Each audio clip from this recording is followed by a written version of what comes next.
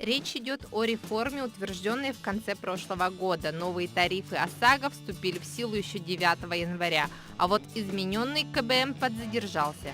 Теперь коэффициент бонус-малус будет присваиваться только один раз в год, 1 апреля. При этом он не будет перерасчитываться в течение года.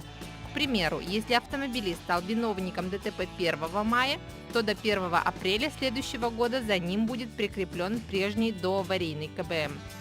Как минимум два нововведения можно оценить как положительные для водителей. Во-первых, теперь КБМ больше не будет обнуляться при перерыве в вождении, как это было ранее.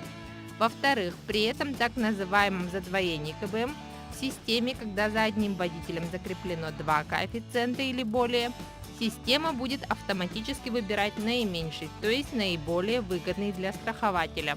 Также изменения связаны с ОСАГО для юрлиц. Теперь компаниям будут присваивать единый КБМ для всех машин в автопарке. Эта мера призвана упростить проведение конкурсов на заключение договоров ОСАГО. Коридор коэффициентов бонус-малус остался прежним от 0,5 до 2,45. В первом случае страховка обойдется автомобилисту вдвое дешевле базовой величины, во втором почти в 2,5 раза дороже. Напомним, что с 9 января в России действуют новые правила расчета стоимости полиса ОСАГО. Тарифный коридор для расчета базовой ставки расширен на 20% вверх и вниз.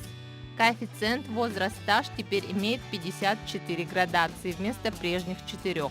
Так, для наиболее рискованного сочетания возраста и стажа, в основном это молодые неопытные водители, коэффициент равен 1,87, а для наименее рискованного автолюбителей старше 59 лет со стажем более 3 лет коэффициент фактически в 2 раза меньше.